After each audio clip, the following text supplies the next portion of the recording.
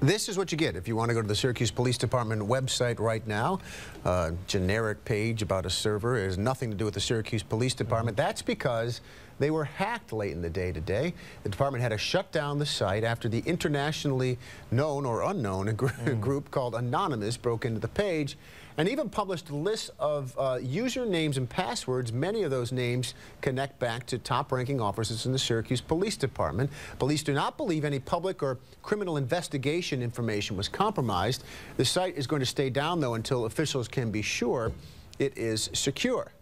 Michael Benny joins us tonight for the talk at 10, and this story started developing and percolating in our newsroom a little after 8:30, quarter to 9 tonight, and it's been this crazy pace ever since of, well, what about this piece? What about this piece? And it's a fascinating tale. It's almost playing out like something you'd see in the movies, quite honestly, with maybe a little bit more at stake. From what we know so far, there doesn't seem to be a great deal of damage here.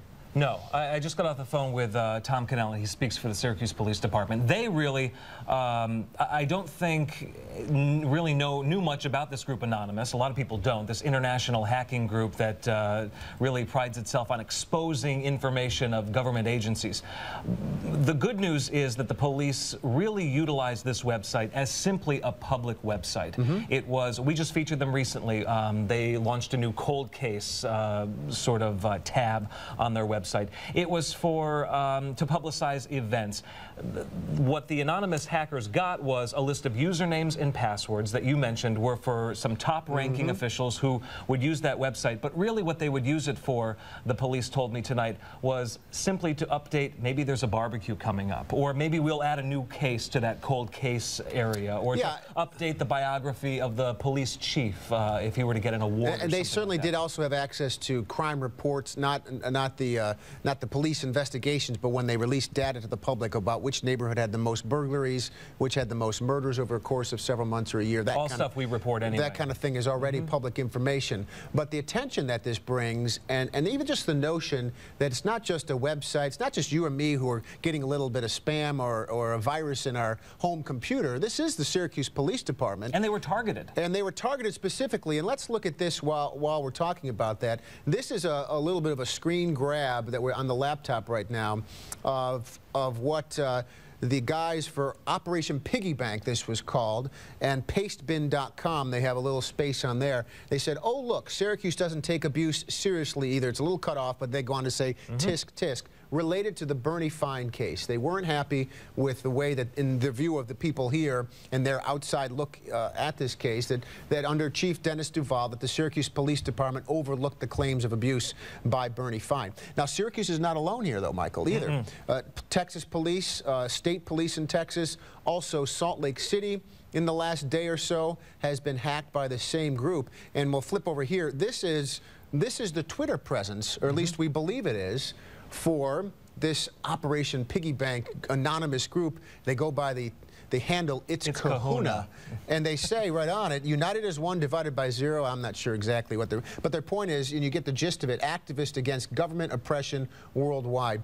They go after either government agencies, police certainly could be a representative of the government, and say, we want to take a stand here and at least give you some headaches and get some attention for what we perceive as a judgment against you, that their own version of a trial, no jury, you're guilty, and we're going to punish you in some way. All done via computer, remotely. These people were not in Syracuse to do this. They did this because they know how to exploit computers almost better than anyone else. The Syracuse Police Department has their computer team on it right now. It's why we're not hearing from the police tonight. They just don't feel confident that I think the top brass really knows enough about the intricacies of this to put someone out and talk about it. You know, they don't want to look somehow foolish. They're going to wait until tomorrow to address this. I will add to this, on our laptop right now, too, on Facebook, Peter Ricciardello, who I happen to know has some expertise in computers, and he gives us a little perspective here, saying, you know, Sony got hacked so hard that they were brought down for 2 months.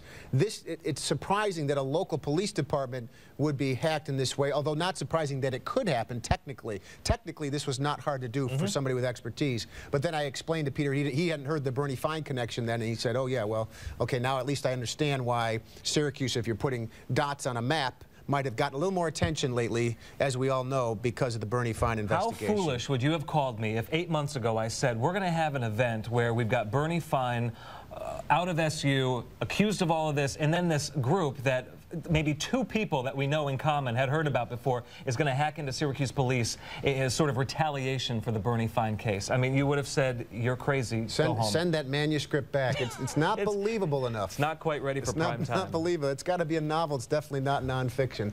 Michael, thanks for joining us tonight, as you do every night. Thanks for the expertise and the comments online, too. Not too late to join the conversation if you'd like. You can leave your feedback on cnycentral.com, also our Facebook fan page.